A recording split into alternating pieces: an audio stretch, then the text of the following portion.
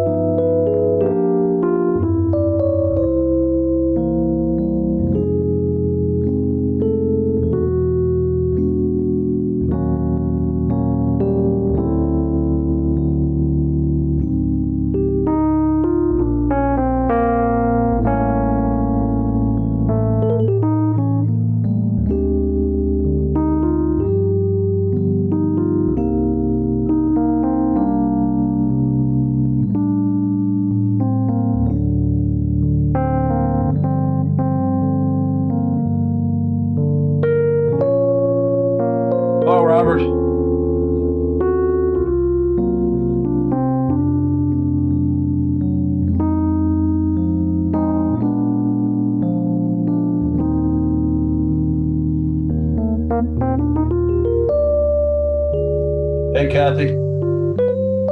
Need a haircut.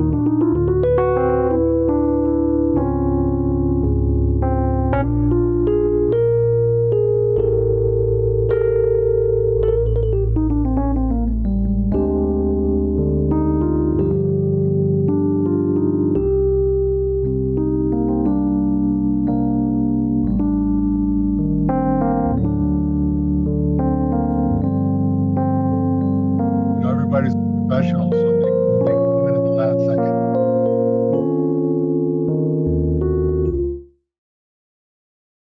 Hi, Robert.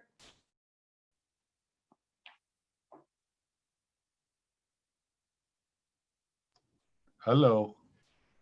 I'm working on Deb's. Her computer needed to be updated. The Zoom player needed to be updated. Okay. So it'll be a minute or so.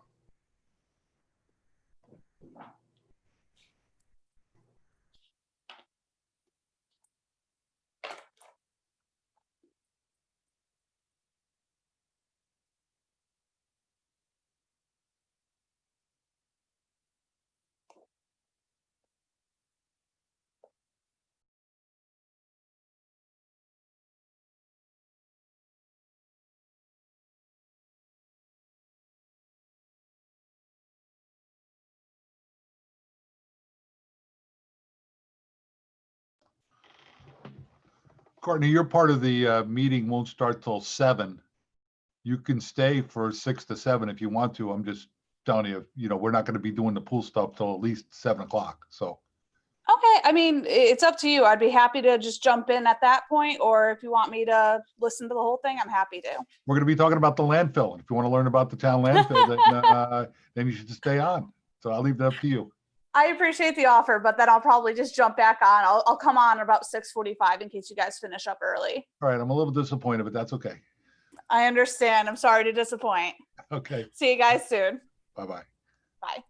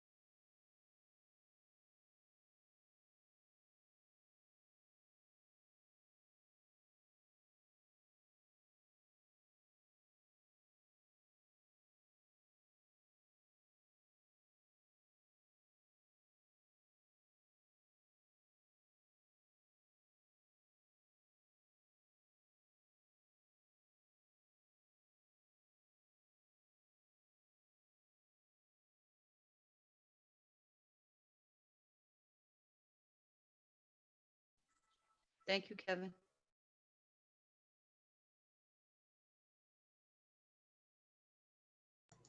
No problem.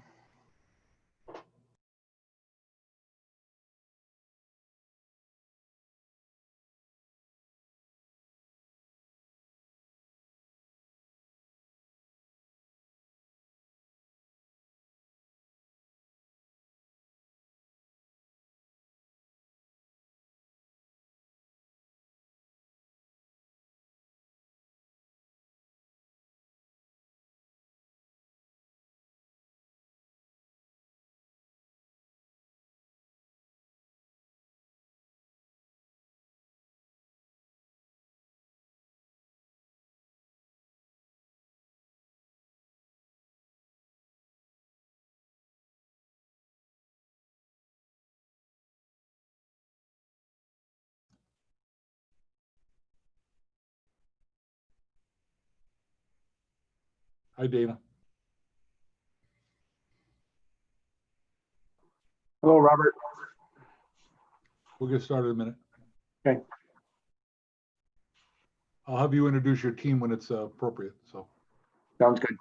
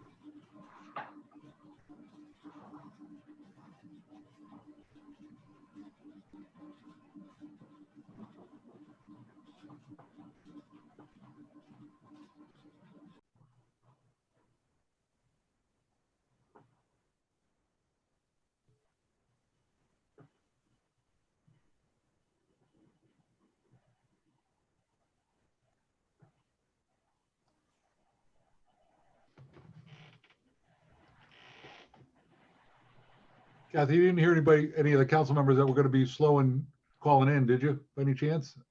No, I didn't. I spoke to Jacob earlier and he was all set, so he knew. I There's don't know Jesse. if you want to get started. We can do that, but he was planning on being here at 6. Okay, Kathy, I just talked to him. He's on his way on now.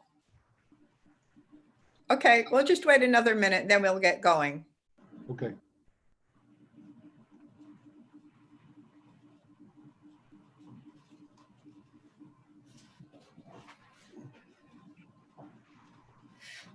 Kevin, will we be able to have the presentation put up on the screen? Yeah, I'll put it up there whenever you want. Okay.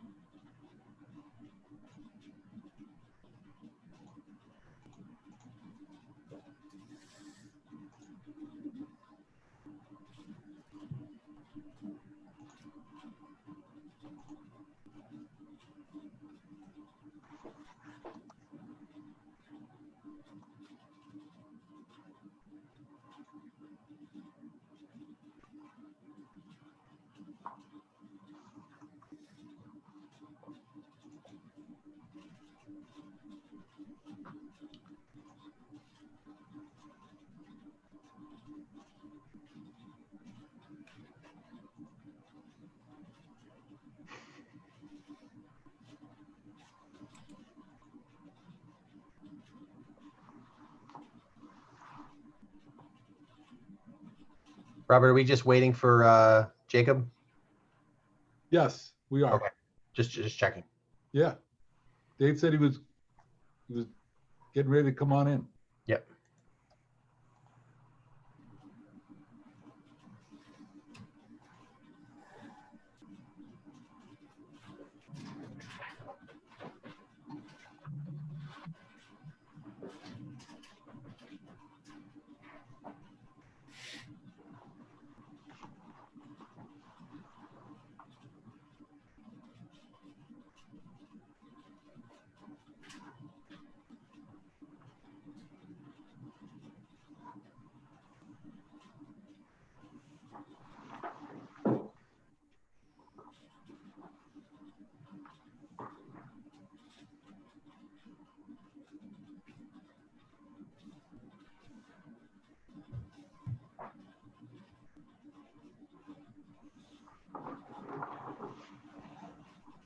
Dave, you think he's going to be in shortly?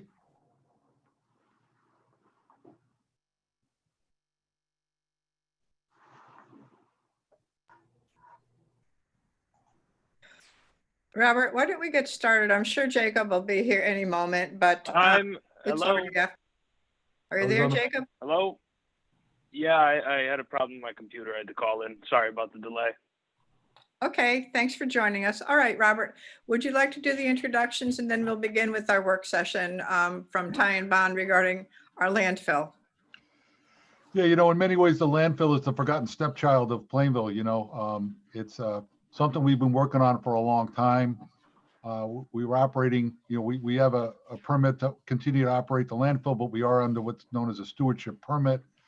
And and at some point in time, we have to wind down the operation and officially close the landfill, which can be a very expensive process.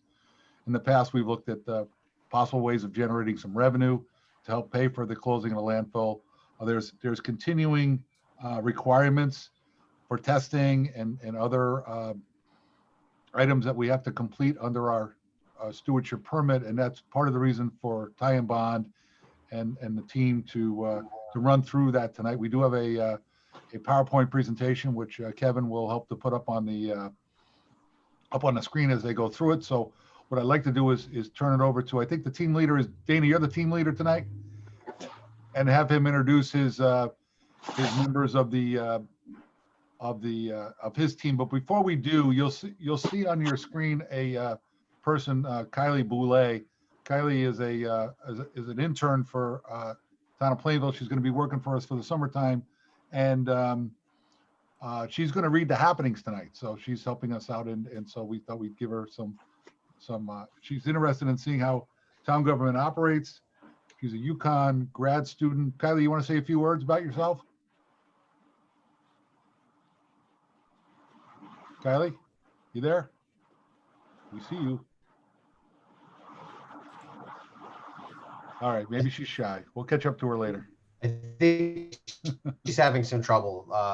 She didn't have her camera or mic up, and she just dropped off. So hopefully she'll come back. All right, hopefully she'll be around for happenings, although I can read them because I do have a copy of them if necessary. So, all right, so without any further ado, I will turn it over to Dana. Okay, thank you, Robert. Kevin, can you put up our presentation?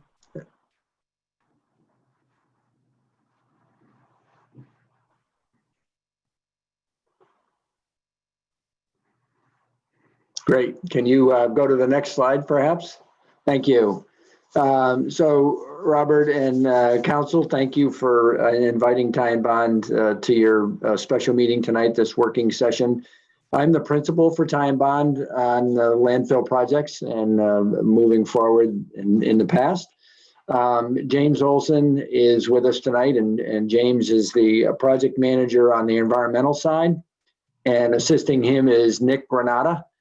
He's our environmental specialist, and he'll be speaking tonight. And then Jacqueline Kachechi is with us as well, and Jackie would be the project manager should you decide to move the landfill project expansion forward, or in any event, the closure, if it's the existing closure of the landfill. Jacqueline would be our project manager. Kevin, next slide, please. So here's an outline of what we want to walk through tonight. Kind of the status of what's going on with the landfill. Jim will talk about the stewardship permit requirements. Nick will talk about our ecological risk assessment. Back to Jim on the RCRA requirements, and that is the Resource Conservation and Recovery Act. And I'll apologize right up front if we put an acronym out there that you don't understand what it is. Ask us to give you a little information on that. After each one of us speak, we'll open it up for questions on that particular piece. But certainly, if you have any questions as we're going along, we encourage you to ask those. And then I'll go through the landfill closure and some of the capacity opportunities, and then we'll talk about some of the next steps. So, Robert, I understand that in the agenda, you did pass out a copy of the memorandum that we put together for you and John Bosch a little while ago, and that you had highlighted some of the, I think it was the town that highlighted a few of the tasks. So we'll go through that towards the end of the presentation. Kevin, next slide, please. So your current landfill is considered operational. It's open, it's not closed. There's volume that remains in the landfill, which is why they consider it open. Your landfill area includes, and this is all behind the DPW, includes a transfer station and recycling center. And then on top of the landfill, you're permitted to compost leaves.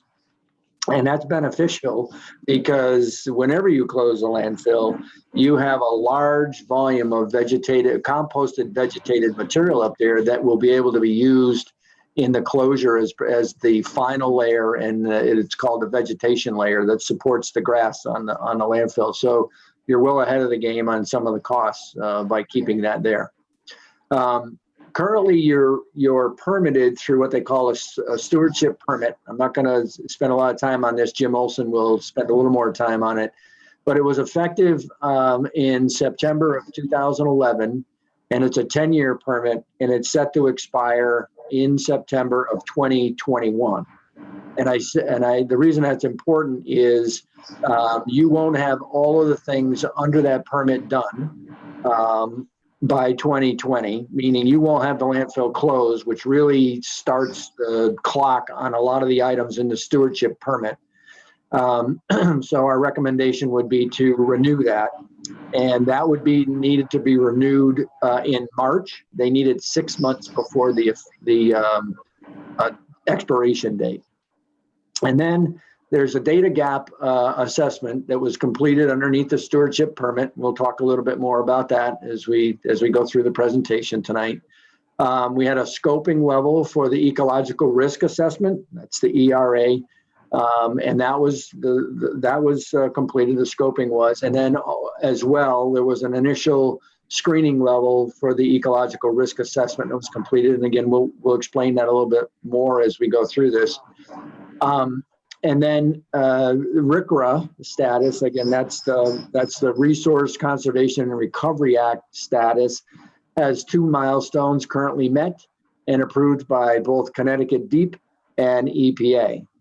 Currently, the RCRA groundwater monitoring program remains in place. And what we've seen since we've been on board with the data and the water quality is it's very, very consistent over time. There is a little bit of degradation, but nothing, as you'll hear when we go through our assessment, that's requiring you to do any kind of cleanups. And then on record is a plan from 1982 that establishes the top elevation or the final grading of the landfill. And again, that's the plan that's on file. And we'll go through a little bit of that towards the end in the landfill piece and explain to you what we would like to do or what some of our recommendations and options are. So I know some of you have seen similar presentations from us before, but others have not. And you're new to the council, so welcome to the council. And again, any questions as we move forward, please let us know. I'm going to stop here and ask if there are any questions from anyone at this point, because I'm going to turn it over to Jim to go through some of the stewardship permit information. Any questions? Okay. So Jim, if you would, Kevin, next slide.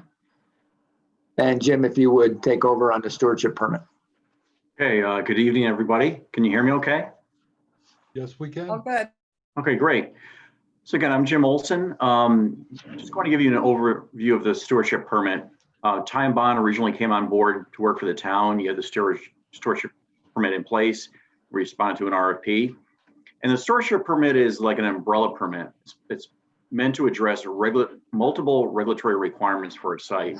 Like a site like the Plainville landfill, the two main existing programs up until the stewardship permit was issued is the solid waste, which dates back a number of years, and the RCRA requirements. And as Dana said, the RCRA is a Resource Conservation Recovery Act, which is a federal program that regulates hazardous waste disposal. And we'll be giving you some more details later on, but there's basically a small area on the landfill where hazardous waste was placed when RCRA was passed in 1980. And the solid waste regulations predate that, and was a landfill that was sited in that area in the 1950s and eventually fell under the solid waste regs in 1971. So this stewardship permit is meant to be an umbrella permit to streamline all the different programs under one umbrella, so you can move through the process of completing the landfill and closing it. So there's some bullet items here. It defines the long-term obligations for the permit holder, which is the town. It is transferable to future owners, provides public participation through the process. And we say cleanup process, essentially it's a closure of the landfill. Documents a cleanup as it's completed, and provides a mechanism for site closure, and also imposes financial assurance, et cetera, for the cleanup work. Next slide, please. The main requirements of the stewardship permit, it's a retention of a consultant, which is Ty and Bond. And then you go through some various environmental steps, a data gap and ecological risk assessment. What a data gap assessment is basically looking at the landfill and evaluating, has it been evaluated enough so you know the degree and extent of environmental impacts. And we all know it's this big, large landfill sitting there that was sited back in the 1950s, and everybody knew it was going to cause some kind of an environmental impact. And that's what every town did back then, is place these landfill in these kind of wetland areas. And the ecological risk assessment is a standard requirement of the RCRA program, and applies to any site in the RCRA program. And there's many types of sites in the RCRA program that generated hazardous waste, anywhere from like a landfill facility or a manufacturing facility, et cetera. And for the ecological risk assessment, you would be looking at impacts on the wetlands and the surface water surrounding the landfill. And as I said previously, when this landfill was sited, everybody knew there was going to be some impact on those resources. It also requires development of closure and post-closure plans, public participation, a revised water quality monitoring plan. When the permit was issued, there already was an existing groundwater monitoring program that was in place for many years. Has been followed under the solid waste permit, and also a quality assurance project plan.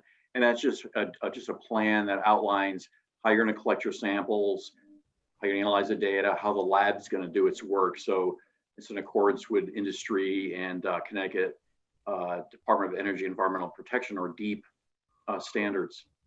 So, several of these requirements kick in following closure, but a number of these tasks you need to get going on and work on them in anticipation of closure. And we're going to be talking about those a little bit later on.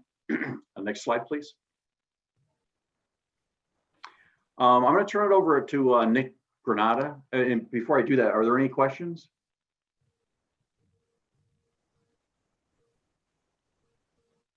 Okay, Nick.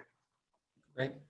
Well, good evening, everybody. I'm Nick Renata, and I'm Connecticut LEP like Jim.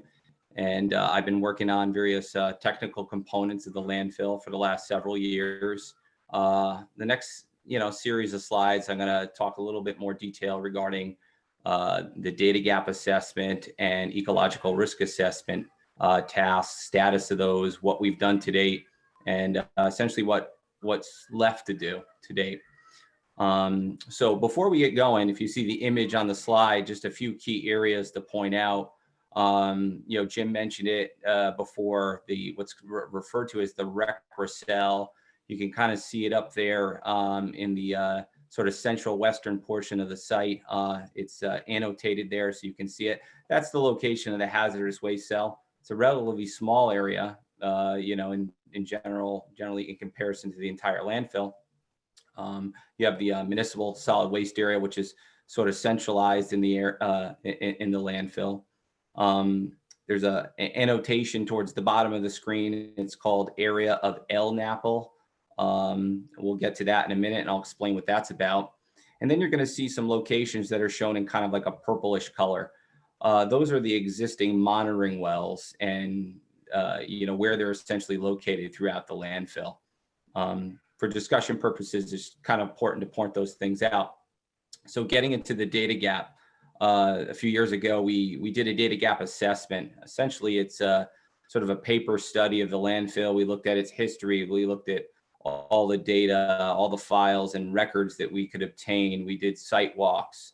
So we pulled all this information together as required by the stewardship permit that was mentioned earlier. And really the reason that it's required is the permit requires getting an understanding of kind of baseline environmental conditions in the landfill. So we need to understand what was going on in the landfill, and per the stewardship permit, if there, are there any gaps, in the data. There were two primary findings, from that assessment. One of them being lack in coverage of monitoring wells. If you're looking at the northern portion of the landfill, your eye will kind of catch this really quickly. You don't see a lot of purple dots. There's lack of monitoring wells along that part of the landfill. So that was one of the primary data gaps, and that's one of the tasks that we proposed to do in 2020 in the memo that we've provided. We'll need to fill in those areas with some additional monitoring wells. Generally speaking, we're not expecting to find any surprises, probably more of the same, but it will help support the inevitable closure of the landfill to address that gap. So that was the one primary one. Getting back to the second major finding was what's referred to as the area of LNAPL at the bottom of the screen along the southern side of the landfill. LNAPL stands for light non-aqueous phase liquid. And essentially what that is a layer of petroleum floating on the water table. It's been there for several years. It's been seen during the routine monitoring that occurs year after year after year. We are uncertain as to what the source of that is. So that's just something that's going to have to be resolved as part of the closure and as part of the stewardship permit in general. I'm going to switch gears and move on to the ecological. Kevin, you can roll to the next slide. So moving forward with the ecological risk assessment, it's basically this kind of goes across two slides here. It can be a 2 or 3 part process. The first two that you see here on this slide are the scoping level and the screening level. The scoping level has been completed. And essentially, again, it's kind of another paper study. You're putting pieces together to determine if there's any possibility of there being ecological impact. Now, getting back to what Jim said before, when the landfill was sited back in the 50s, there was always the expectation, of course, there's going to be some kind of environmental impact. It's a landfill, it was sited on a wetland, so that's to be expected. So that particular phase of work was, okay, yes, there is the likelihood. So let's move on to the next step, which is actually the screening level ecological risk assessment. What that now involves is actually going out, doing a little bit more detailed work, starting to collect samples of, obviously there's water quality data that's generated year after year from the routine monitoring, but Ty and Bond actually went out a few years ago and we actually collected sediment samples around the entire perimeter of the landfill. And that data was generated, put in a report and submitted to Connecticut DEP. Kevin, you could roll to the next slide. This continues on. That's essentially where we're at in the process. You can see by the green check marks. So we're at the scoping level ecological risk assessment, and we're currently working with Connecticut DEP to determine if we'll need to go on to the third part of this process, which would be a site-specific ecological risk assessment, where essentially it's just going to get more in depth, more defined. It could require bringing on a specialist who identifies species or biological, and ecological species, that surround the landfill. We're currently working, hopefully not to go down that road. That will be determined by DEP to see if they'll agree with the arguments that we've made in the scoping level ecological risk assessment. But that's essentially where we stand. Both of these are requirements of the stewardship permit and the RECRA program, which Jim will get into in a little bit here. If you flip to the next slide, you'll see a larger image of the landfill there. The red squares represent the sediment samples that we've collected around the landfill. And based on the data that we've obtained from those samples, it does not appear as if there is a significant impact from the RECRA hazardous waste cell, meaning that groundwater is not leaving the cell and migrating and discharging into wetlands at concentrations that are hazardous, or we're seeing hazardous constituents. So this is the point of where we're at with DEP, is determine, will they want more? And moving on to that site-specific ecological risk assessment. So a lot of technical information. Any questions regarding this content? I have one question, Nick, if you don't mind. Sure, Robert. You point out that the existing monitoring wells are located, kind of the south, south and on the east side of the landfill, southeast side. There's a reason for that, isn't there? There is, yeah. A lot of them are. We just didn't forget about the ones to the north. I mean, there's a reason why they're located there and not to the north, at least to date. They're down gradient of the municipal, when we say hydraulically down gradient, meaning, groundwater flows from high point to low point.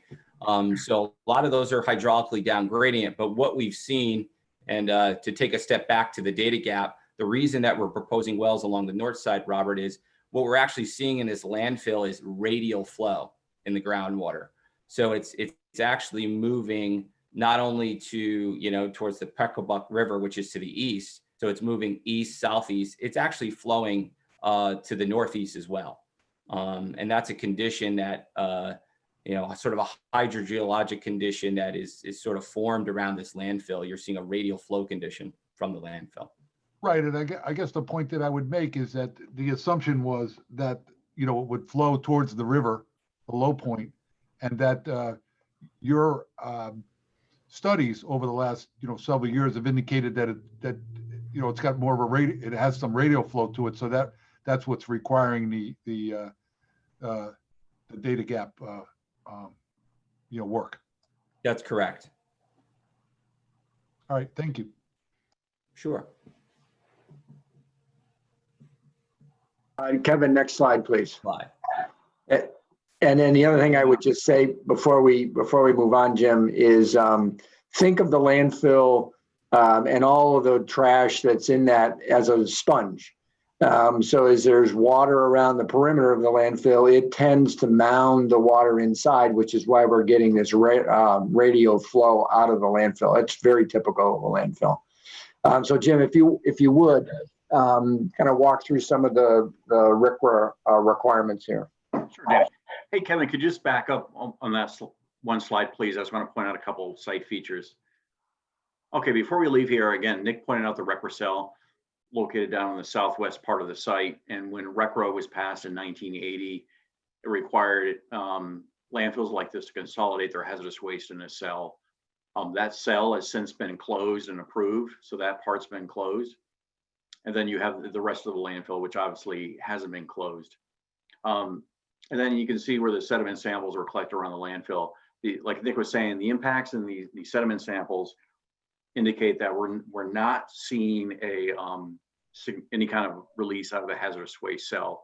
They're typical like landfill leachate impacts, which will attenuate with time. I've worked on very similar sites in my career. The Windsor Bloomfield landfill, the Bristol landfill, the Danbury landfill are just like this with hazardous waste cells.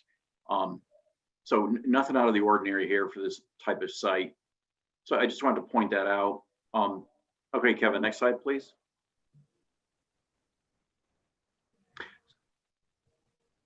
So I'm going to get a little more in the weeds on the RECRA program. You know, again, we have the two main programs, the RECRA program, which regulates hazardous waste, and the solid waste program, which regulates everything else, and the umbrella permit over that.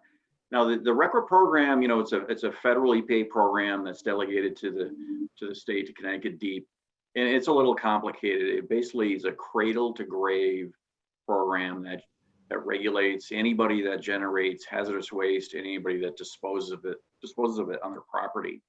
So it's a pretty rigorous program. It's similar to the Superfund program, and its main goal is to eliminate the generation of hazardous waste. And so in the site basically falls in what they call the RECRA corrective action program, which means that there has to be some kind of action taken, or some kind of cleanup, or some kind of closure. And then there's specific requirements of that RECRA corrective action. And then the RECRA program has this thing called environmental indicators and milestones. It's just a technical term used to show that you're making progress through the RECRA program towards closure. So the first one is this EPA form CA 725. And it's a form you go through. It's a several page form. You have to go through a series of checklists and evaluation as an LEP. Then you present it to the state, and we have done that for this form. And it says, basically what it asks you through a series of analyses is, are human exposures under control? And we went through that, and it's yes, the landfill is closed. Well, it's you know, everything is covered at the landfill with some kind of a daily cover.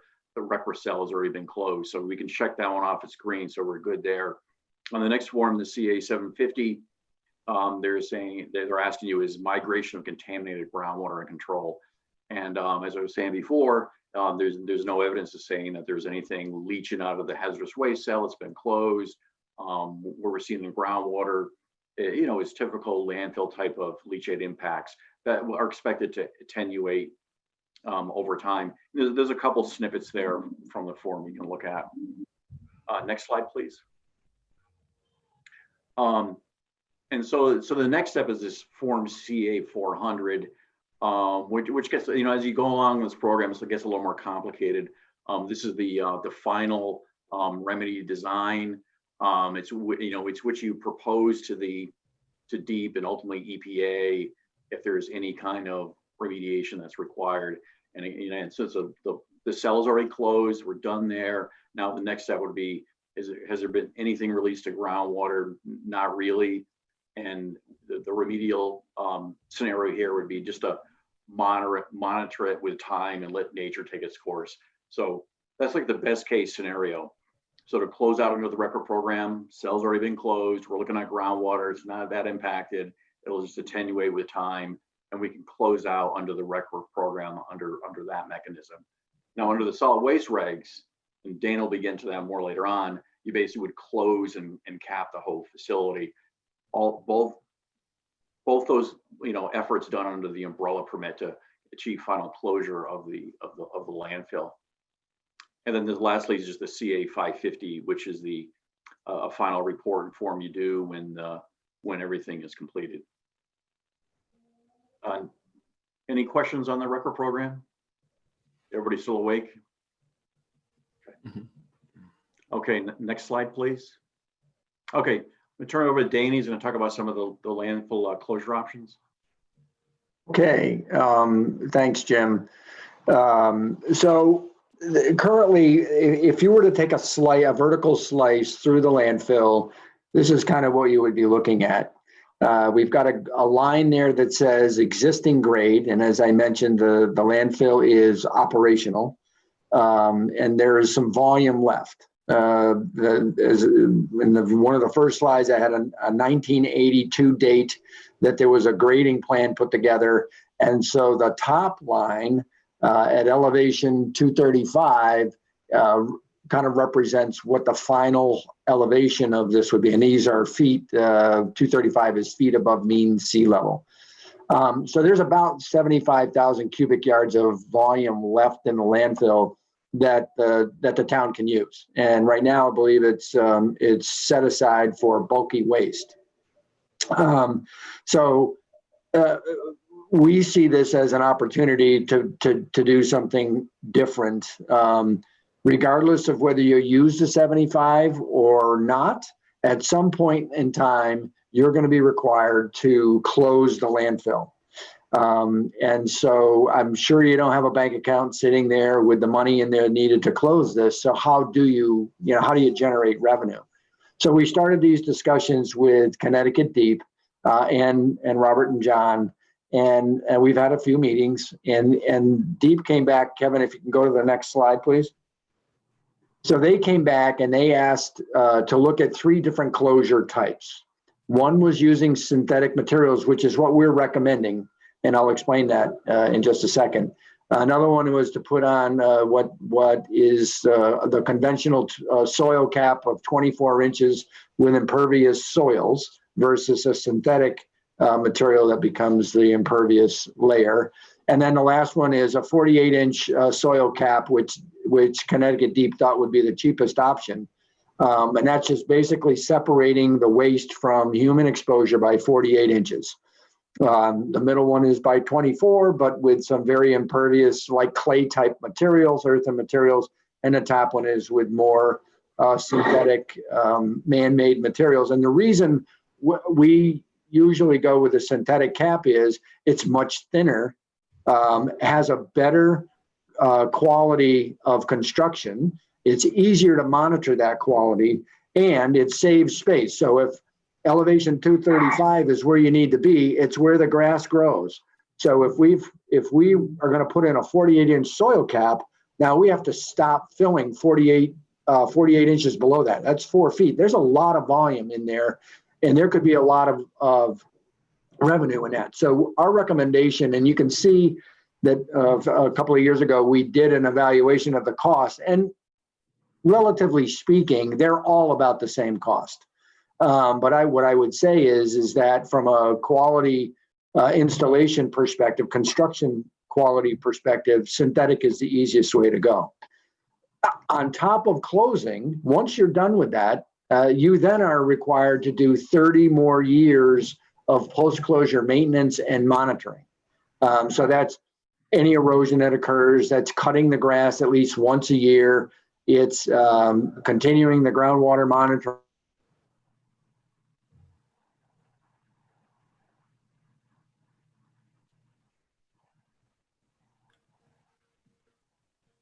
Hey, Dana. Program. It's those types of, and I'm not saying that at the end of the 30 seconds. Excuse me? Dana, you just froze up for the last 30 seconds or so. Okay. So where did I stop, Jim? You were starting to say about you got into the 30-year post-closure monitoring maintenance period. Okay. So once you're done with the closure, that initiates the 30-year post-closure maintenance period, which is cutting the grass, correcting any erosion that may occur, monitoring the stormwater, to continue your groundwater monitoring program. And right now it's 30 years. We'll see in 30 years whether that gets extended or not. But likely along the way, what we've been able to do, because the groundwater monitoring shows that there's a relative level of impact that it doesn't change, we're able to reduce the frequency. Kevin, next slide, please. So as I mentioned, there's about 75,000 cubic yards remaining in the current in the current grading plan that's on file with Connecticut Deep, and we think that there's opportunity for you to accept lightly contaminated or lightly impacted soils like that would come from an underground oil storage tank or gasoline tank, petroleum products, that type of material. There's no home for that material in Connecticut. And so there's some volume options that we've gone through, and we've looked at some of the operational issues. The hurdles to moving this forward, and I'll show you a few more graphics. The hurdles to moving this forward is getting the approvals through Connecticut Deep. We've had a few meetings. There are difference of opinions in some of the environmental folks at Deep, but I think in general, it's a permittable option is to vertically expand the landfill to accept enough material to close the landfill. But there's a process that you have to go through. Part of that process is going through a public outreach. And so you need to get the public's opinion on this. At some point, the public's going to pay for a closure of the landfill, or the town is going to pay for the closure of a landfill. And again, I know you don't have, a special account sitting aside with closure monies in it. At some point, you're going to have to raise money. If you don't raise it through revenue of bringing in material, it's going to be through some other source, and usually that's taxation. And then you have to complete the ecological risk, and Nick already went through that, and we're hoping that based on what we've found to date, that they're not going to make you go through an extended review. And then, as I mentioned, the closure liability, and you saw in a previous slide, it's close to $8 million. If this gets put off for another 5 to 6 or 7 years, that cost will be higher by then, just because of escalation. Kevin, next slide, please. So as I mentioned, the light brown is the original with the existing grade, the additional 75,000, it brings you up to that elevation 235. We've proposed going up to elevation 275. Sounds like a lot, but it's 40 feet. It's really not a lot, but it would allow about 440,000 cubic yards of material to come into the landfill. Depending on market conditions, we've done a pro forma on this, and this would generate enough money for you not only to do the closure, but also the 30-year post-closure maintenance requirements. And then there would be some leftover as well. We met with Connecticut Deep on this, and they were concerned about this 40-foot expansion, and they wanted to know what they came back with was we think the expansion. If you want an expansion, all you need to expand is to cover the cost of the closure of the landfill. Well, we have a different opinion of that, and if you're they don't have another option right now, by the way. So if they have an option, it would make sense for them in Connecticut, because right now these materials are going out of Connecticut, so there's a lot of transportation cost. If you can save, the disposal of this by the ton or by the cubic yard, then they can do more.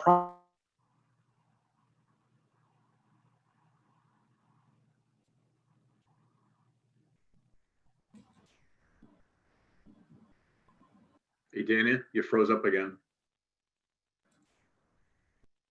Projects under grants and whatnot, Hey, but on the risk of having this material come into your coffers. I did. Where do you hear me? Can you hear me? Yeah, you Can you hear froze me? up right when you were talking about the types of materials you can take in the landfill.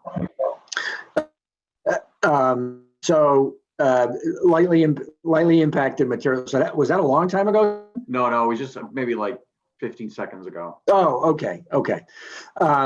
Anyway, so we have a difference of opinion that we think that if you're going to accept this material, you might as well maximize the volume that you can put in here. So Kevin, can we go to the next slide, please? If they come back and say, we want you to break even here, this is what it would look like. We would reduce the height by about 13 feet. So you'd end up with about a 27 foot height increase over the existing closure plan. And this would bring you to this should bring you enough money or enough revenue rather to cover your closure cost, the operational, when you're closing, when you're bringing in the materials, and the 30-year post-closure period. So Kevin, next slide, please. So we've broken it down into 3 phases if you were to move the expansion forward. One is, as I mentioned, you currently have a permitted leaf composting operation on top of the landfill. So we would have to relocate that. And that's an important operation. It has generated a lot of vegetative support material that you can use for the landfill to help reduce your disposal costs. Our recommendation on phase one is to be the most eastern part. So towards the airport side is to fill that up first. Then you would commence the filling up activities. And then once you've generated revenue from that cell or that phase, then we would recommend closing out the slopes below the current height and up the side of this phase around the base. Then we would move into phase two, which would be the more western piece towards the DPW, but still up on the mound. You commence those filling activities, and that would generate enough money for you to close out the phase one area that you've just finished. And then phase three would be to prepare the area, the lower area towards the DPW facility. There's waste underneath that needs to be closed out as well. You would also need to relocate and rebuild your transfer station because that's in that area and then you need to close beneath that. And then the final piece would be closing out both phase two and phase three at the same time. Kevin, if you would go to the next slide. Before we go here, I'm gonna let Jim talk about the soil acceptance plan, which is part of the approval by Connecticut Deep. Are there any questions on the options or the potential to expand the landfill? Madam Chair, this is Christopher Wazorko. Can I ask a couple questions? Surely, go ahead.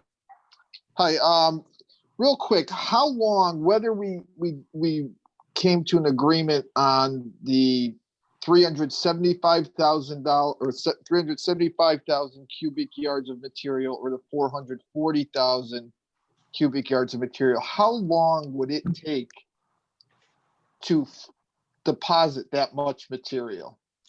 Yeah, I'll start the question, and then since Jim is more in the soil moving business than I am, I'll let him correct me if I misstate. But Chris, it's really going to depend on where the market is and how much brownfield work we'll say, and how much underground storage tank cleanup there is, and contaminated material that's out there that needs a home. One of the good things about Plainville is you're almost geographically centered in the state. So anywhere in the state can get to you about the same distance. Yeah. It could take 2 to 3 years if we have a really robust market, or it could take 5+ years if the market softens up. Something along. I think it's something along those lines. Years. I guess that's the point. We are talking years. Oh yeah, you're talking years. Yeah. Okay. And the second question I have. Oh, I'm sorry. Jim, can you add to that or not?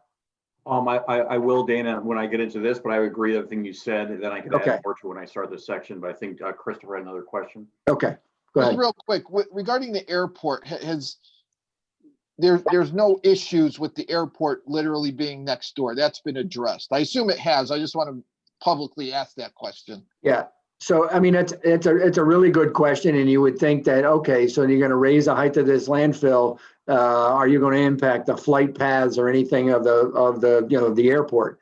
So the airport does, and we've looked into this, and we've looked into it with John Bossi as well. There's 2 cones. It's really a 3-dimensional cone, but as you're going down the runway, there's a cone that goes out away from the runway. The landfill is outside of that cone, and then there's also a vertical cone. And even if we go up, because they're 3-to-1 side slopes, we don't impact that cone. We're outside of what the FAA considers the zone, protected zone for the landfill runways. So we're clear with that. Thank you very much. Yep. I'm all set. Any other questions?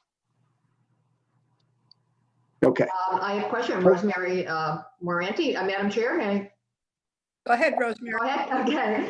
I think that when I first was elected to the council, we had a presentation. I remember asking at that point about identifying some of the sites that have accepted the impacted soil. Would it be possible to do an updated list of those? I think some were in Connecticut and some in Massachusetts, if I remember correctly. Yeah, Rosemary, we certainly can do that. Yes, and we did provide a list at that time. And there's been some new ones and there's been some that have closed. So yes, we will update that. Okay, yeah, thank you. It would be good to do a little research and see how they are doing with them and if there's any issues that have arisen. I will say in response to your question, there was an attempt by a private entity on a public landfill in Rocky Hill that did not go well, but it had environmental issues that they were not addressing. So in our opinion, it was not approached in the right manner. Okay, thank you. I'll keep that in mind when I with anything I read. Thank you. Yep. Yeah, Dana, to date, the state has been reluctant not even to allow us to go even above what our permitted level is right now. So even if we went to the break-even point, they're not giving us a much support for that level either. Yeah, you're right. Until you file the application, Robert, there's no guarantees. You could come back and have a major uproar by the public that doesn't want to see this. And whether it's the trucks through the neighborhood, from the highway to the neighborhood. And I realize it's not a long trip, but it's still a trip through the residential area. That could be a major factor. That's something that we have to look at. And it's why you go do a public outreach, is to get their feel for this. And my guess is, if you do decide to move forward, you probably would do some sort of referendum to move this project forward as well. Well, a couple things. One is that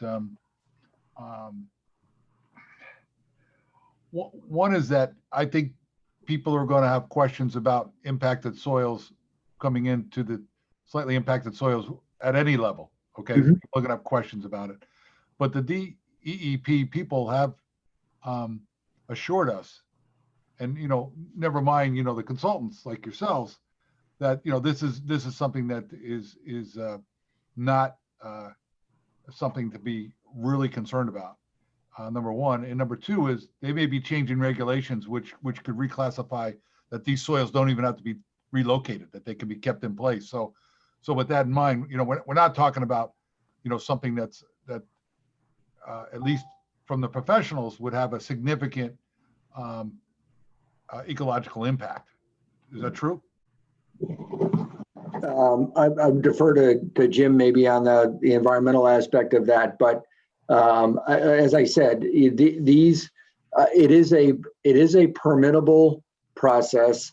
Your level of contamination, I'm going to use that word, will depend on what exists currently, which there's no major degradation around the landfill at this point, and how your operations go. In other words, your operations need to be set up so that any stormwater that falls on this material does not migrate off the landfill. It stays within the landfill. And as I mentioned, there is, that landfill is a big filter. It's like a sponge, but it's a big filter. So anything that comes into it and percolates through any of this material that you bring in, most of that is going to get tagged and filtered out by the waste that's in the landfill. Jim, I don't know if you have a better solution for that or better response to that. Yeah, sure. Just to start off, this has been done before. There is the Tire Pond site in North Haven, New Haven area was one that's, I don't know, within the last 10 years or so, it's pretty much filled up now, was in a similar type of setting. That took in hundreds of thousands of cubic yards of material. It was done safely. So it's been done before. In Connecticut right now, for landfills like this accepting soil is probably like one. There's the Manchester landfill, and there should be more, and it can be done safely. Nick and I, being LEPs, we not only do we do landfill work, we do a lot of brownfields work. I've worked on my career hundreds of sites, and we've probably I've shipped out of state hundreds of thousands of yards of soil. Some of the soil you can actually leave on site under the current regulations. So you're right, Robert, some of the regulations, they're actually relaxing some of that where you can leave more material on site and either cap it or put it under buildings safely. Because with these urban areas across Connecticut, across New England, with a long industrial history, you just can't take all this stuff off site. You have to be more practical and leave it on site. Connecticut Deep realizes that. But there's just some circumstances where you can't leave it all on site. There's the way you grade a site, you're putting in foundations, there's going to be excess material. So if you have this stuff and you can't reuse it on site, you actually sometimes even reuse it on another site.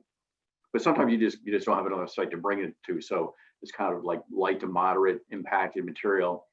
Having a facility like this would be great. In order to get it in there, we have to develop this soil acceptance plan, which would be reviewed by Connecticut Deep.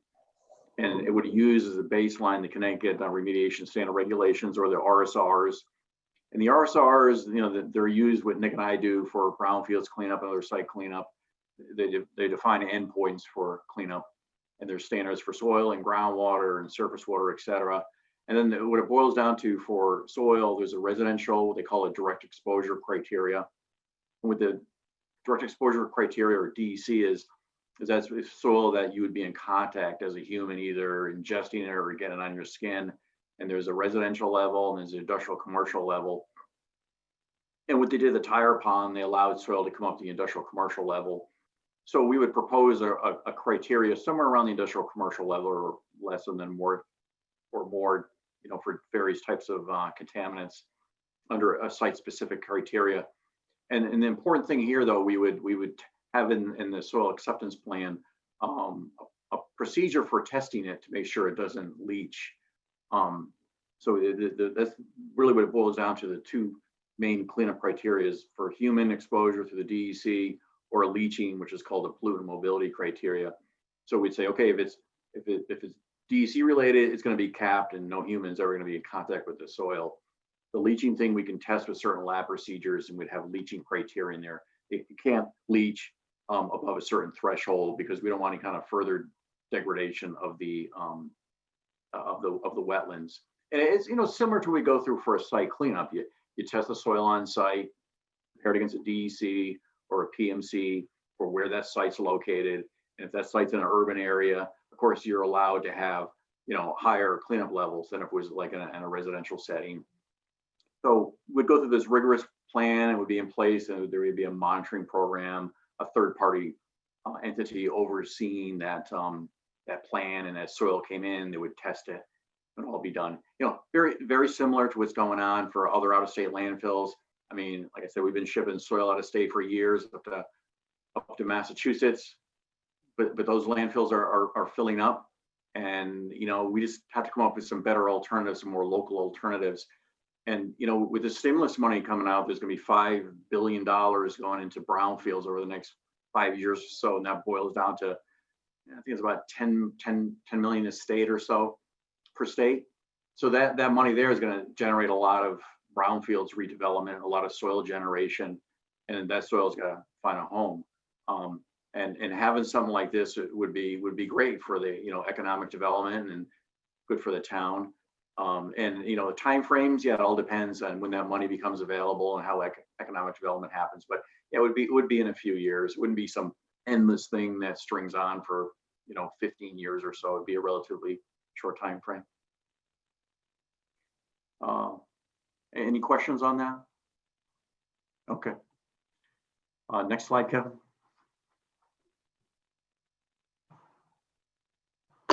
Okay, so this brings us to the next steps, and we kind of went through our memo backwards. We had the landfill expansion and closure as some of the earlier tasks, but things that need to get completed in this year is the renewal of the stewardship permit. As I said, that needs to be done 6 months before the current permit expires, which is in September. So that backing up 6 months is March. And we've included that in our project support task. Another thing that needs to be done under the stewardship permit this year is the data gap investigation. And we've estimated that the cost of that would be in the order of $35,000. We need to complete the ecological risk assessment along with the corrective action milestones CA 400 and CA 550. And we've put together a task order for that. Those two items that totals about $10,000, and that's required under the RCRA. And then, depending on where you want to go with the landfill expansion and closure planning, we had two tasks. One was to do the closure and expansion design and application and work with DEEP. And we did an estimate a number of years ago. We've revised that based on escalation, and that's now at about 61,500. And then the soil acceptance plan that Jim just went through is about 21,500. So, those are optional. The first couple, the project support with the stewardship permit, the data gap investigation, the ecological risk assessment, and the corrective actions under RCRA are things you have to do this year. So as a minimum, I would say those are the ones you need to approve. You need to kick around what you want to do with the landfill expansion and closure planning. That's not something that you have a deadline today to do. So any questions on that? Well, just one comment, and that is that, town staff is going to have to go back and take a look at, take a look at our game plan for how this can get addressed from a monetary standpoint. We do not have money in next year's budget for this. And we're going to have to evaluate, how we can do pieces of this and present it to the council for your consideration. Okay. So we're not asking for the council for any decisions. It's probably going to take us, a couple of months to put that together, but we do have some time. Hopefully we can come up with a plan that's acceptable to the council. Okay, well, Robert, that concludes our presentation. We appreciate the council's attention for this. I know it's not a topic and a subject that's probably near and dear to your heart, but it's look how much you learned tonight. And there's no test either right now. No test. Okay, so if you're all set with us, we'll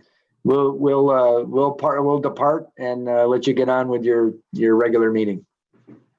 Okay, Dana, this is Kathy Puglisi. I want to thank you and your team for preparing this presentation and getting back with us. This is a topic I've been aware of for many, many, many, many years, and it's still there, but I understand it's a long-term process. So we certainly appreciate you coming this evening and getting us up to speed as to where we need to be. So thank you to you and your whole team. Okay, you're welcome. You're Thank welcome. you. Good night. Thank you. Okay. I think we're at 7 o'clock right now. Yep, a little bit after 7.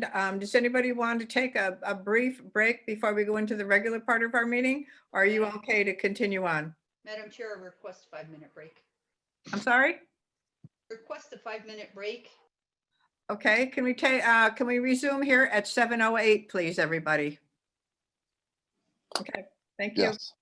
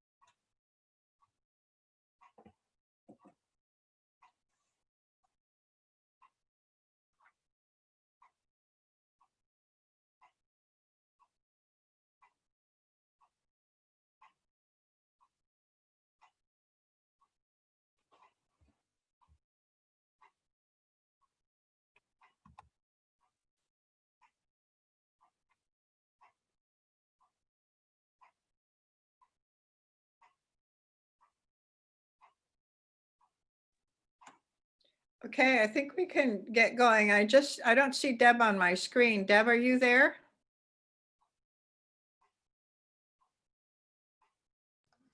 She had a problem. Kevin's helping her out, so. All right, we'll wait until she's back up. Thank you.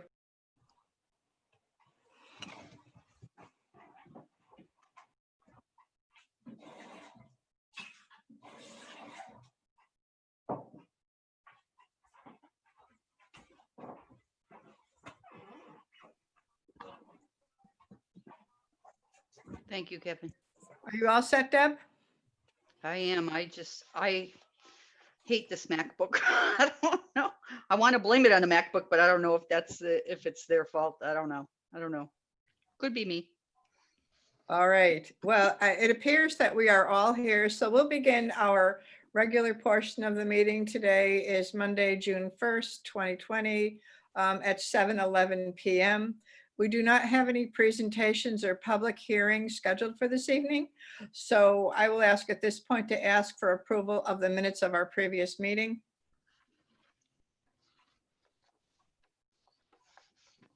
Madam Chair. Oh, sorry, Chris. Do you want to go ahead? It's up Go to ahead. Madam Chair. This is Christopher Wazorko. I'd like to make a motion to approve the minutes of the May 18th, 2020 regular meeting. Second. I have a motion and a second. Are there any additions or corrections to those minutes? Hearing none. All those in favor? Aye. Aye. Aye. Any opposed? Okay, motion carries. Announcements and reports. Does anybody have any announcements or reports tonight to make? Kathy, I have a couple, but I'll wait to see if there's any other council members who want to go first. Anybody have anything? Okay, Robert, it's all yours. Go ahead. First, I'd like to introduce Kylie Boulay, who was our intern. She can hear us, obviously. Kylie, you want to just unmute yourself for a second and just tell the council a little bit about yourself briefly? You don't have to go into too much detail, but.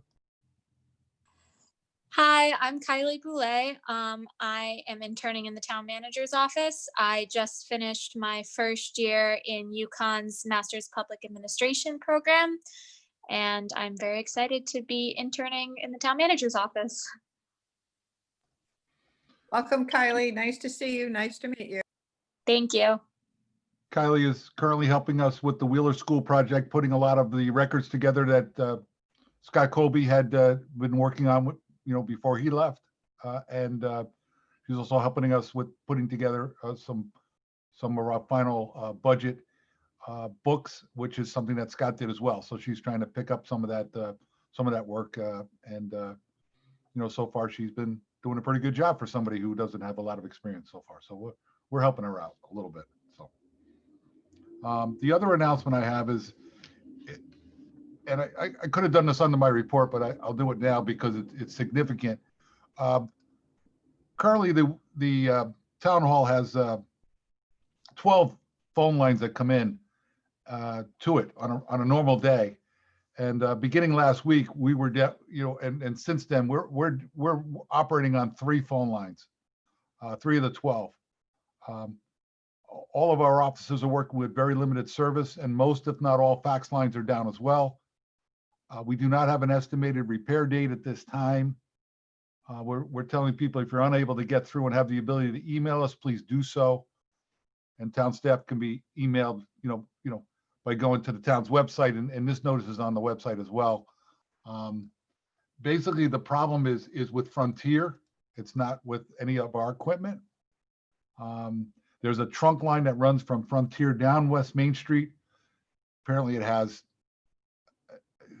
1,200 pairs or something along those lines of phone lines that are very old, brittle, and apparently it's gotten compromised, and they're the old copper wires. So they're saying that they will begin the repair on Wednesday, and it'll take them 72 man hours once they start to complete. Now, I don't know if that's one person doing 72 hours, which I hope not, whether it's going to be 2 people doing 36 hours, or 4 people doing, you do the math. So 9 people doing, 7 hours. I'm not sure. So, but we're very, because we have, our phones were switching to the voice over IP system. Some of the council members may recall that working with the school system, we're able to use that system to call out and not take up our trunk lines because we're calling out over the internet. But we can't receive calls that way yet. So, and we could do some internal calls that way as well. So that's helping us a little bit. But if you're getting busy signals when you call us, and a lot of people are, it's kind of a hit or a miss right now. So I just wanted to make that announcement.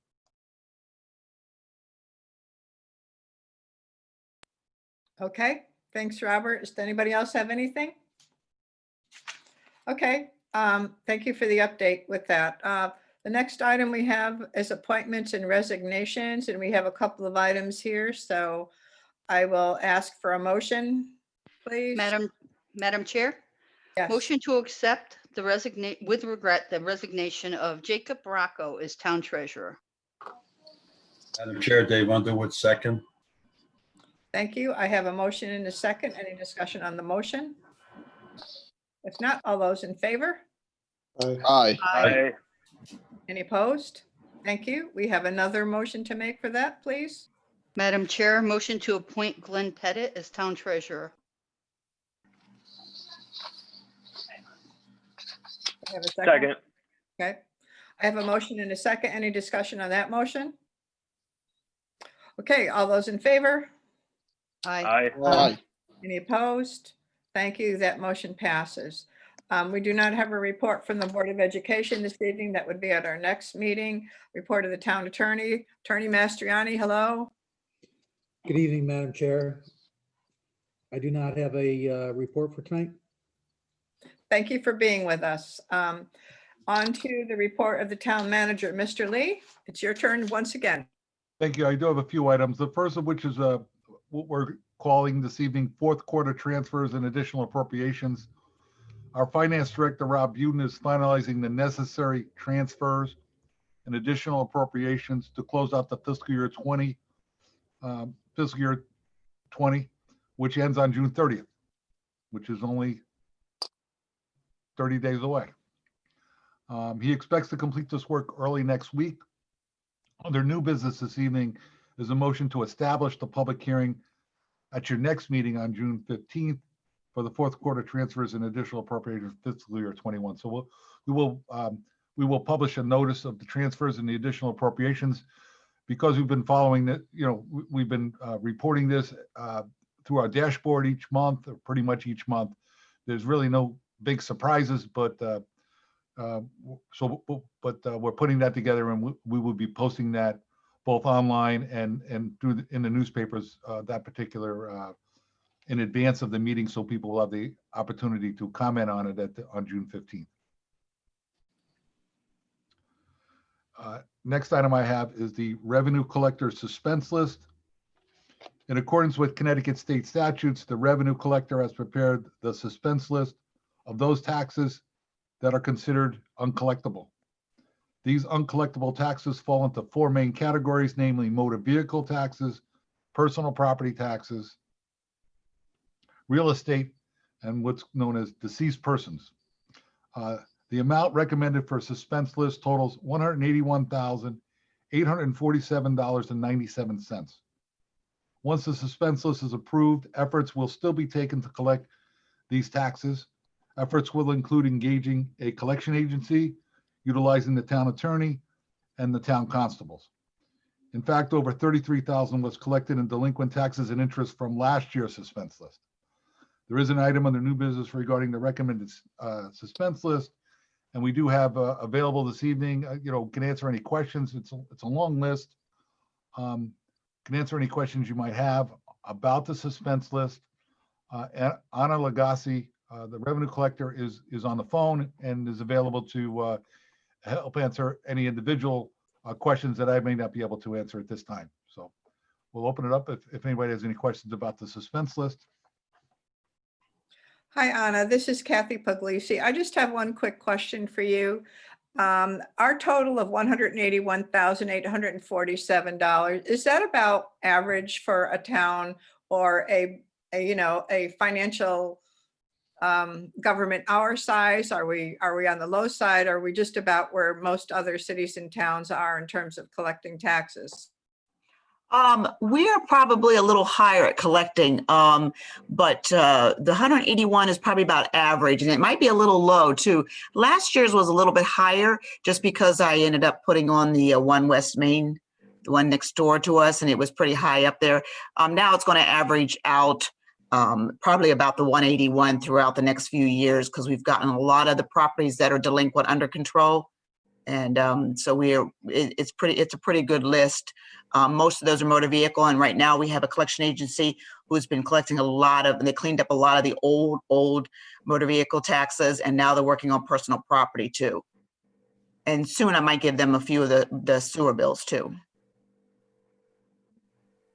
Okay, thank you, Anna. I appreciate that. No problem. Anybody else have any questions or concerns about the suspense list that Anna put together for us? Okay, Robert, we'll continue on then. Thank you. Yeah, I would just like to add to that, motor vehicles, if somebody moves out of state, we have very little leverage in collecting motor vehicles. Our leverage is if somebody wants to register a car in Connecticut. So there's no reciprocal agreements with regards to that. And in fact, even if somebody continues to live in Connecticut, if they register a car under their spouse's name, and not under their name, if the previous car was in their name, they can avoid, there's tricks of the trade, so to speak. So we don't have a lot of leverage on motor vehicles until somebody wants to re-register a car. With regards to personal property, we have a lot of small businesses in Plainville. And when they go out of business, if they have personal property, again, we have very little leverage to get them to pay up. I do know that some of the larger items that are on the list are in the process of negotiating or working with the property owners. Our only leverage, is to go in and seize the equipment that the delinquent taxes are owed on, and that pretty much puts the company out of business. So it's a very delicate balance with regards to personal property. It's a challenge, but we do continue to make efforts, and I think we're doing an okay job. We're doing a good, I would say an okay job with regards to that, given the tools that we have at our disposal. The next item I have is the COVID-19 update, and this is changing, to the degree that I wasn't really prepared to give much of detail, as late as perhaps yesterday. Because things are changing, almost on a daily basis. So I'll go through it. My report, as far as that's concerned, I'll start with the governor's executive order 7TT, as in Tom, which is entitled Further Reopening Orders. June 1st today, and this won't be, Kevin, this, I don't have all this detail to put online, but as of today, reopening barbers and hair salons. I know for some, that's important. Although Mondays is historically the day that barbers and hair salons are closed, so I'm not quite sure how that worked out. But anyhow, that's today. June 1st is also the amended prohibitions on large gatherings, meaning that indoor social and recreational gatherings are permitted for up to and including 10 persons, previously at 5, I believe. Outdoor gatherings are permitted for up to 25 persons, provided that any such large outdoor gathering comply with certain restrictions, including no contact sports. Attendees shall remain 6 feet apart, there's exclusion for immediate family members, and masks must be worn when people are within 6 feet of each other. If you could have 25 people, still have to stand 6 feet apart, and still wear masks. If you're within 6 feet of a person. The religious 49-person limit has been increased for indoor gatherings of no more than 25% capacity with a maximum of 100 persons, and a total of 150 persons for outdoor worship with participants following social distancing guidelines. So if you can follow all that, which isn't all that easy all the time, those are some of the changes that just occurred. Some of the detail that came out last evening. They were announced on Friday, but the devil, of course, is always in the details. The other items is, as a result of this order, the participating regional health municipalities, which Plainville is part of a regional health district, had a conference call with Shane Lockwood, who's our health director. Decision was made to reopen the ball fields, playscapes, skate parks as soon as possible. And I'm meeting with Public Works tomorrow morning to talk about that. The basketball hoops will be reinstalled as well. And additional social distancing signs will be posted. Chief McAtania is in the process of hiring a park patrol person. We hope to have that person on board soon. This person will work approximately 4 days a week, including the weekends, and will be responsible for encouraging social distancing rules. At least the main person, right on with boots on the ground. Fingerprinting for pistol permits will begin again next Monday, June 8th. We're recommending that people check with the police department website for hours when this can be done. Information was included in your packages regarding summer camp and pool reopening. A couple of items with regards to the summer camp. It's being proposed that it be an 8-week program with hours from 9 to 4 p.m. Monday through Friday. Cost is $95 per week per child. Estimated total revenue for the 30 campers would be about $22,800, assuming that all slots are filled. Estimated expenditures for the 8 weeks totals is estimated at $32,412 based upon the requirements as a result of COVID-19. That's a difference of about $9,600. But most of the projected deficit can be funded by savings in the current fiscal year as a result of the temporary closing of the high school pool and the associated costs that would have been, gone along with that. The recreation staff has also put together some information with regards to the pool. You have a detailed sheet with respect to that. I'll just highlight a couple of items. We're talking about a tentative opening on June 20th, limited to 50 persons inside the fenced area at any one time. And that has to do with some of the requirements that we're getting from the state. We would recommend Plainville residents only. Talking about a $25 pool pass for the season. People would be able to make reservations for 2 blocks of time, I should say. One block would be noon to 3, the other one would be 4 to 7. That period from 3 to 4 would be an opportunity for the staff to do some disinfecting and clean up the areas. Changing areas would not be available, and that lifeguards would maintain social distancing guidelines. There's others as well, other requirements that you have detailed. We are also talking about making plans to open the splash pad and to monitor its operation. On the, participating in the meeting this evening is Courtney Hewitt, our Parks and Recreation Director. She was the primary person, along with Ben Delana, for putting these plans together, and certainly is here to. I'm going to ask her to maybe expand a little bit if she wanted to add anything, and then answer any questions that council members may have. But we would like to. We believe it's important to run the summer camp program. We generally run with 90 in the past, but we're not quite sure. There's additional requirements in terms of campers and their supervision, and we're also, there's a feeling that parents may not, there'd be less demand for this service because some parents may just not want to send their kids to camp this year, dealing with COVID-19. So it's really a balance. I think Courtney, we were talking about letting people sign up on a first come first serve basis, but Courtney, is there anything you'd like to add to what I've just said? You covered a lot of what I wanted to say, actually. I would just like to further agree with you to the point where I feel like it's very important that we offer this summer camp. A lot of parents are going to be going back to work as we go, throughout the summer. And so I do think this is an essential service to offer. Although the summer camp is something we generally create revenue with, it is sad that with the new guidelines, we won't have the opportunity to do this. But I really feel like this is a service that's needed in the community, and it's something that we would be happy to provide.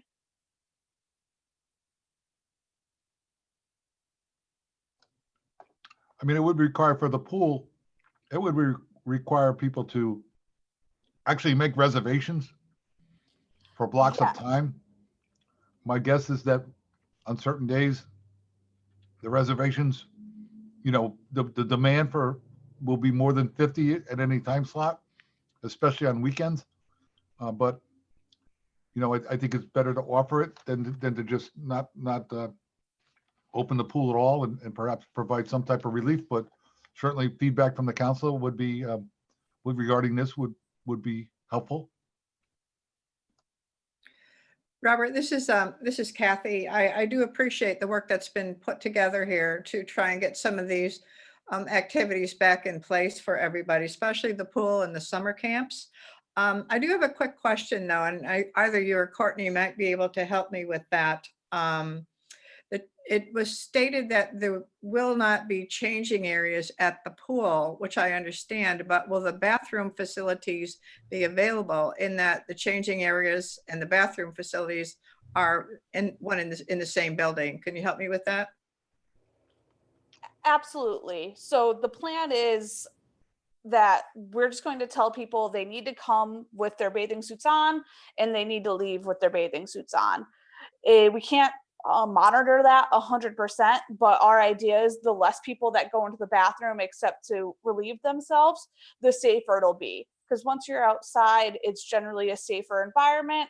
So we want to keep as few people from going inside as we can, just so we can limit any possible contamination.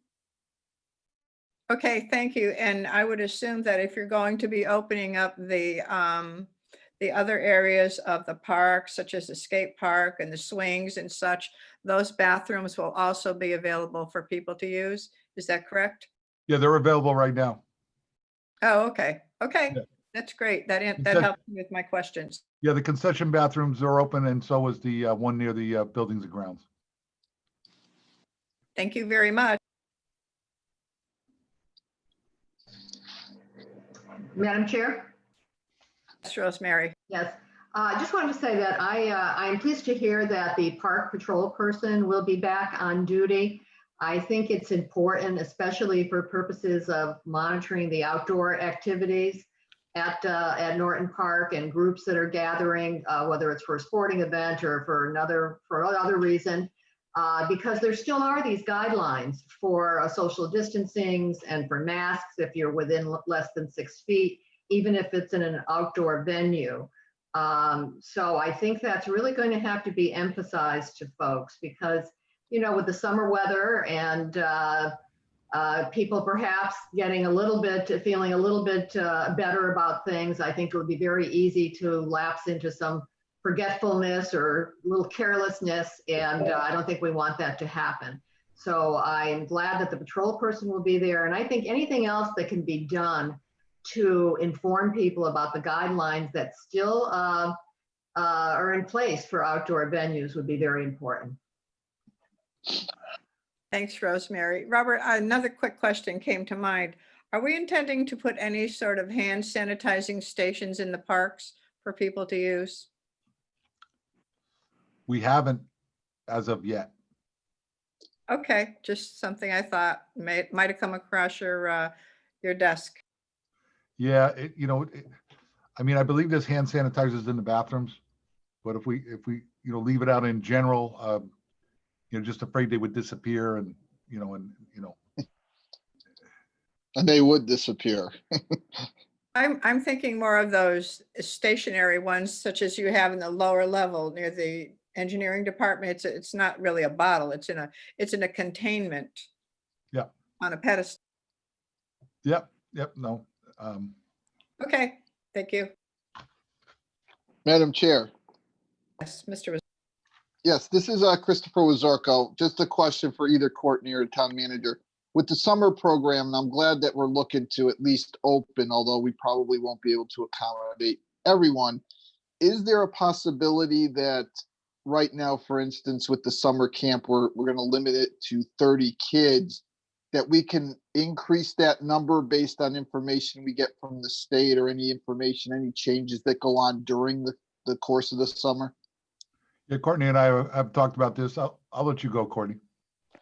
Yeah, so we kind of chose the number 30 just because of the OEC guidelines that were introduced on May 18th, excuse me.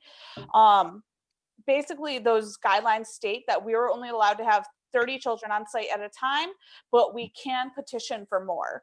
I don't want to petition too soon. I would like to see how kind of the first couple weeks go before I ask for more, to see if we can handle more, or even if there's a demand for it.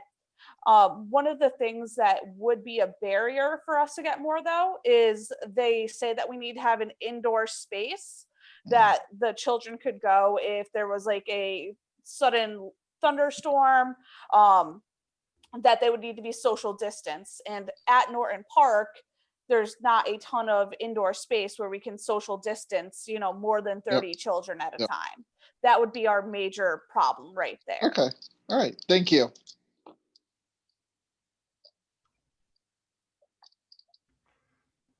If there's no other questions, I'll assume that the council is supportive of us moving forward with this, as we proposed it.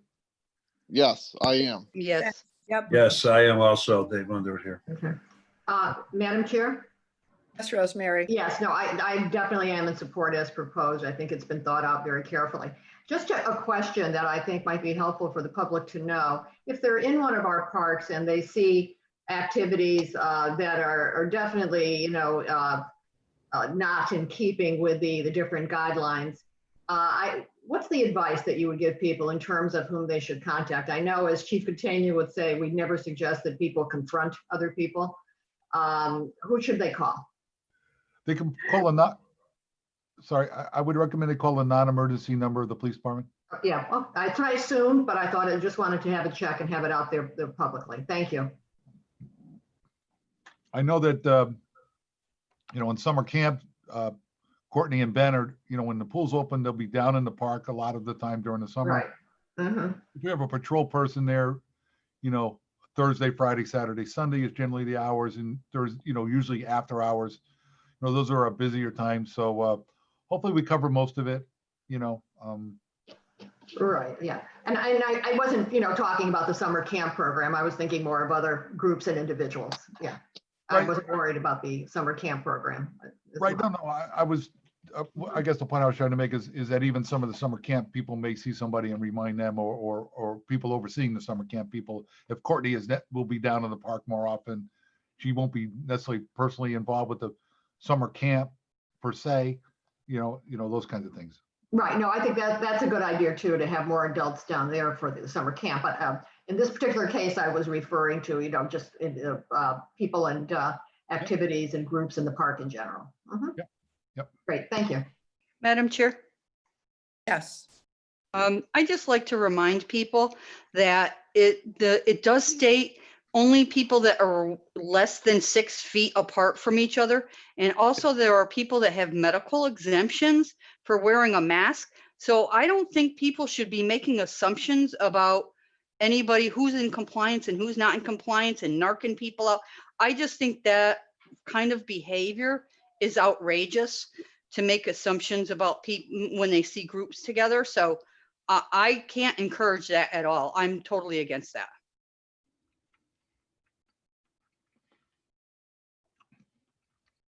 Okay, thank you. Thank you for that. Just one more thought. I do appreciate, as I said, the work you've been doing on this, and most particularly the pool.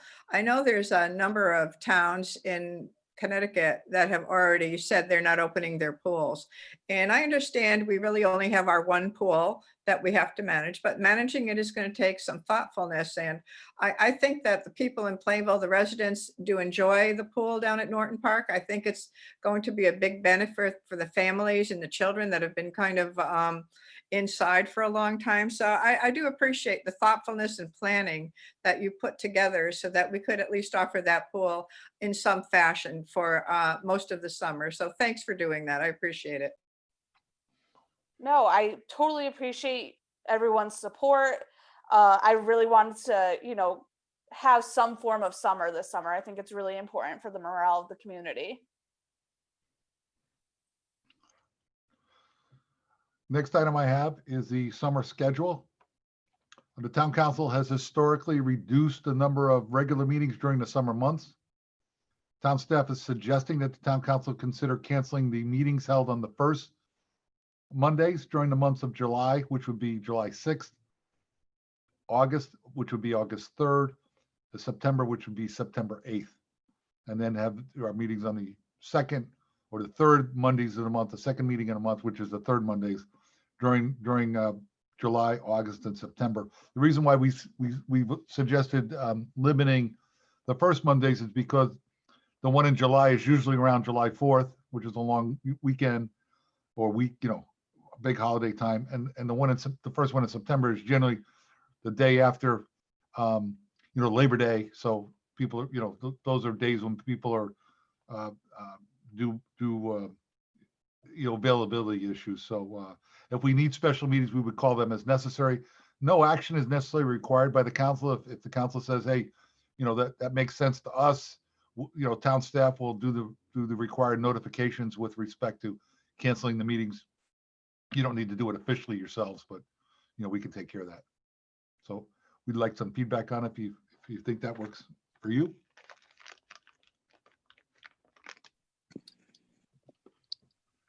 Madam Chair. Zarko? Yes, Christopher Zarko. I'm fine with that. It's pretty much what we've done every summer, and if we need a special meeting, we certainly can add it, but that schedule will work for me. Okay, I think I'm okay too. I just want to double check a couple of dates, but if everybody can just look at their calendars, make sure that this is all right, and then we have the following meeting where we can finally say these dates are going to work, or get back to Robert if there's any conflicts that anybody foresees. So we'll hear from everybody and make sure it's okay. Some questions have arisen with regards to when we might be able to move away from council meetings being done via Zoom and get back together again in the municipal centers. We did have a brief conversation today with the other towns as well as the health director. I mean, right now, we're waiting for direction again with regards to the governor. The feeling is that we may be doing this for the remainder of the summer, and it wouldn't be until September that things will loosen up as far as indoor gatherings that might involve the municipal center.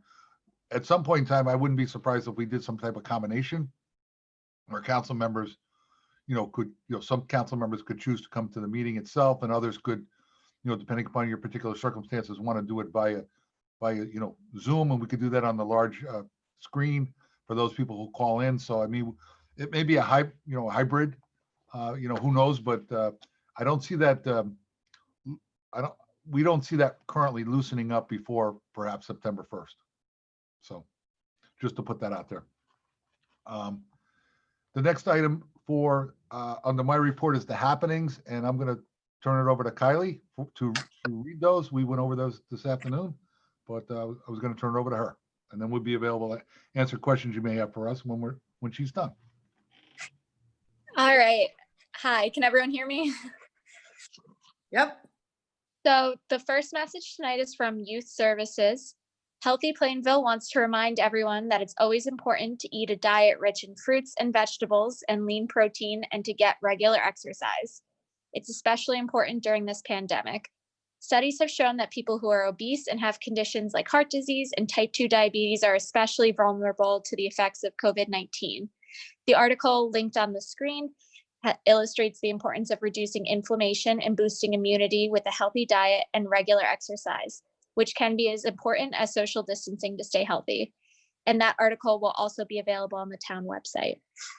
The Tax and Assessing Office wants everyone to know that tax bills are scheduled to be mailed out by June 15th. The Tax and Assessing Office, along with the rest of Town Hall, will reopen to the public on June 8th.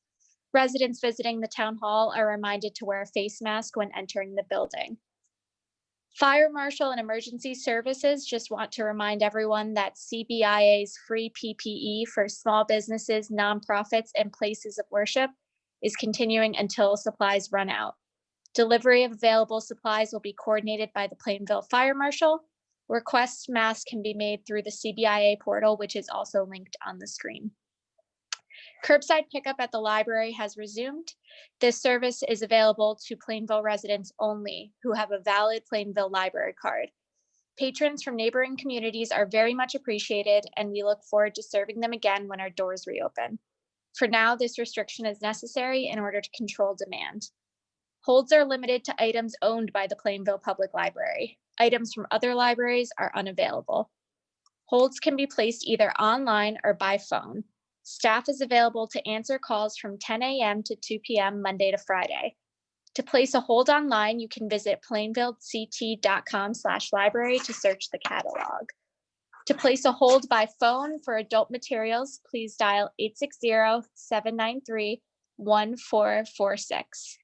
To place a hold by phone for children and teen materials, please dial 860-793-1450. A message from the Senior Center. Although the Senior Center is closed for in-person programs and activities, the staff is still available by phone during regular business hours. They have the option to talk with the nurse on Zoom Tuesday, June 2nd at 9:30 a.m. Our Senior Center nurse, Georgia Sturpka, will present a program on Zoom to discuss the coronavirus/COVID-19, how to keep yourself protected, the proper way to put on and remove a face mask, review current health and safety guidelines, and more. There will also be time for questions and answers. Call the Senior Center to register and receive the Zoom link and password. The number is 860-747-5728.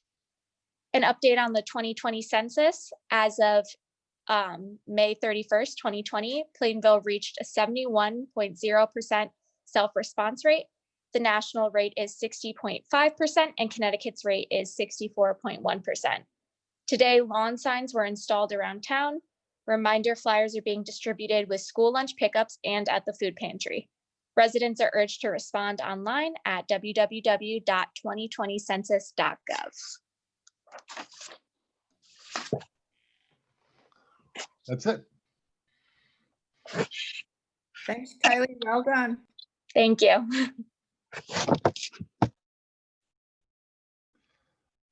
Okay, does anybody have any questions for Robert with his report or for Kylie with her happenings?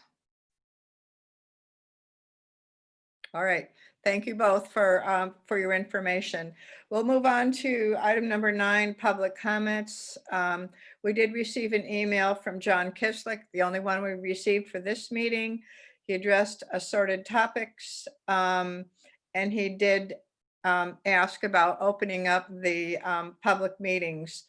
As Robert had already discussed, it sounds like we'll most likely go through until September unless there's other advisement from the governor in different direction we might get. So we'll keep looking at that. I do find it interesting to do a hybrid meeting, Robert, in terms of if some counselors wish to be in person and then we could still have others participate via Zoom. I think that's a very interesting idea, and we'll see how that works out as we move along through the rest of the summer and into September. So that's a great idea. If there are no other public comments. We don't have any old business tonight, so we'll move on to our new business portion of the meeting. We have item number 1. May I have a motion, please? Madam Chair, Yes. motion to establish a public hearing on Monday, June 15th, 2020 at 7:00 p.m. to hear public comment on an ordinance entitled Ordinance Establishing Fourth Quarter Transfer for Fiscal Year Ending June 30th, 2020. Madam Chair, Dave Underwood, second that motion. Thank you. I have a motion and a second. Are there any other comments on that motion? If not, all those in favor? Aye. Are there any opposed? Thank you. The motion carries. Item number 2, please. Madam Chair, motion to establish a public hearing on Monday, June 15th, 2020 at 7:00 p.m. to hear public comment on additional appropriations for fiscal year 2020 budget. May I have a second, please? Madam Second. Chair, Okay, thank you. Are there any other comments or questions on the motion? All those in favor? Aye. Aye. Any opposed? Thank you. Motion carries. Item number 3. Madam Chair, motion to approve the revenues collectors suspense list. May I have a second? Second. I have a motion and a second. Any discussion on that motion? All those in favor? Aye. Aye. Okay, any opposed? Thank you. Motion carries. And finally, item number 4, please. May I have a motion? Madam Chair, motion to approve the tax refunds is listed on the addendum. May I have a second? Madam Chair, Second. Dave Underwood, second. Okay, thank you. I have a motion. I have a second. Any discussion on the motion? All those in favor? Aye. Aye. Any opposed? Motion carries. Robert, do we have any other items or discussions of interest tonight? I have one item, and that is the Americold project on Northwest Drive has begun. If you've driven up in that area recently, a stark contrast to what you would see, you know, for the development that large with a lot of the tree growth and whatnot removed in preparation for the construction of the building.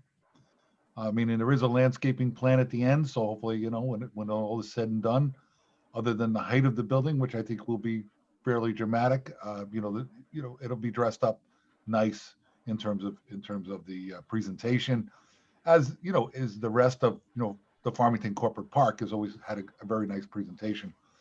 The town attorney Mike Mastriani and Marie,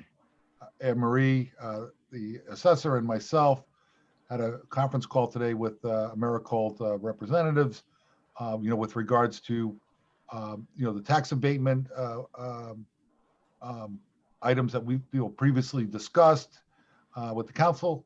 We're putting together a memorandum of understanding, an MOU, which will detail the arrangements, and we would bring that forward to the council's consideration. It will probably be the July meeting because they have to run it past their corporate people. That's going to take us a couple of weeks to put together, and then we pass it along to them. Once the MOU's in place, that we wouldn't actually do the abatement until the project was completed. So that basically would detail, if you do this and you do that, then you will get this in the end. And so, and then in the end, the council will again review, the final version of that. So just wanted to give you a little bit of update that that project is moving forward. We're very happy about the fact that it's moving forward, and just to give you an idea of what might be forthcoming in the next couple of months. Hey, thank you very much. Does anybody else have anything to add that they'd like to offer tonight? Madam Chair? Yes, Rosemary. Yeah, I just wanted to say, Deb had commented, and I do want to say to Deb and the council, I really do respect your input and the points that you made, Deb. But a couple of things. I just felt that, and I'm somebody who walks in the park a lot. And if you, for example, see a large group gathering, everybody in close proximity with no mask, it could be disturbing. And I wanted people to know what they should do in a case like that. However, I would say that I think we need to put great emphasis more on raising people's awareness and in advance of the situations arising. And I think having the patrol person at the park will help with that. And I think any publicity that we can do, just so that people are more aware in advance of doing anything, I think would be very helpful. So I just wanted to clarify that.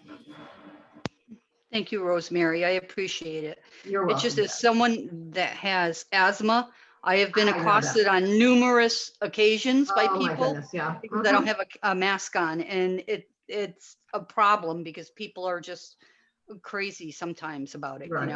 Yeah, frankly, I was thinking more of gatherings that people have, and because I think that's gonna, so with the good weather and everything, I think that's more likely to happen.